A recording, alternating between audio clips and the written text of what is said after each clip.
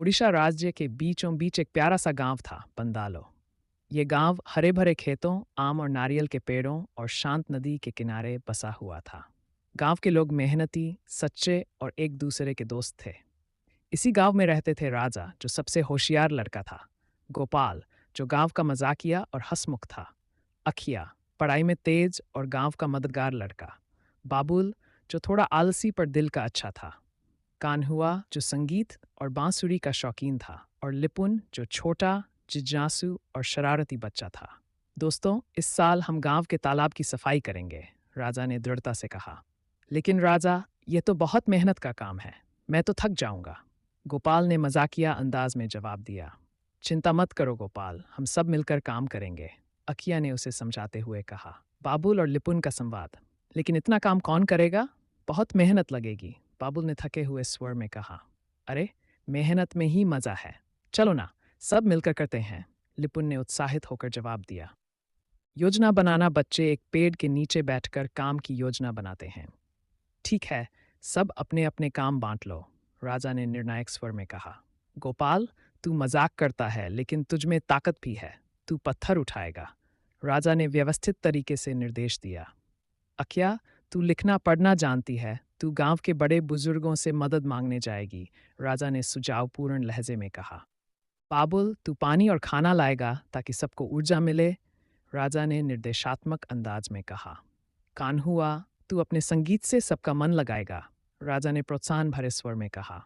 और लिपुन, तू छोटे छोटे काम संभालना, राजा ने सद्भावना से कहा। हाँ बिल्कुल, कहा सबने मिलकर एक साथ। शुरू में बच्चों को देखकर सब गांव वाले हंस रहे थे, लेकिन धीरे धीरे सबको एहसास हुआ कि ये छोटे छोटे बच्चे बड़े काम का बीड़ा उठा चुके हैं। फिर क्या था, बूढ़े से लेकर जवान तक सब जुट गए।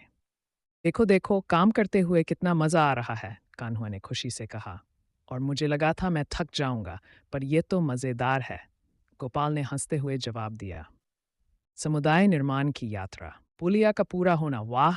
अब कोई भी नदी पार करने में परेशान नहीं होगा। बच्चों से लेकर बुजुर्ग तक सब आसानी से जा पाएंगे, अखिया ने खुशी से कहा। टीम वर्क की कहानी। देखा, जब सब मिलकर काम करते हैं तो कोई भी मुश्किल आसान हो जाती है, राजा ने गर्व से कहा। और मैंने तो सिर्फ खाना खिलाया, फिर भी सब मुझे धन्यवाद दे रहे हैं, बाबुल ने हंसते हुए कहा। हाँ, हम सब मिलकर ही असली हीरो हैं, लिपुन ने उछलते हुए कहा। सीख। बंदालो गांव की यह कहानी हमें सिखाती है कि मेहनत और एकता से बड़ा काम आसान हो जाता है। और जब बच्चे और बड़े मिलकर काम करें तो गांव, समाज और देश सब तरक्की करते हैं।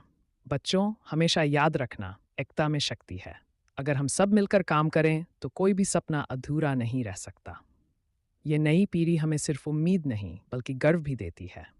जिस तरह से उन्होंने मिलकर गांव की तरक्की की है, वह सचमुच अनोखा है, वृद्ध व्यक्ति ने गर्व से कहा। और इसी तरह बंदालो गांव ने एक नई दिशा की ओर कदम बढ़ाया, एक दिशा जो मेहनत, एकता और भविष्य की उम्मीद से भरी थी। गरीब से गरीब गांव भी तरक्की कर सकता है, अगर उसके लोग मिलकर कठिनाइयों का सामना करने का मन बना लें।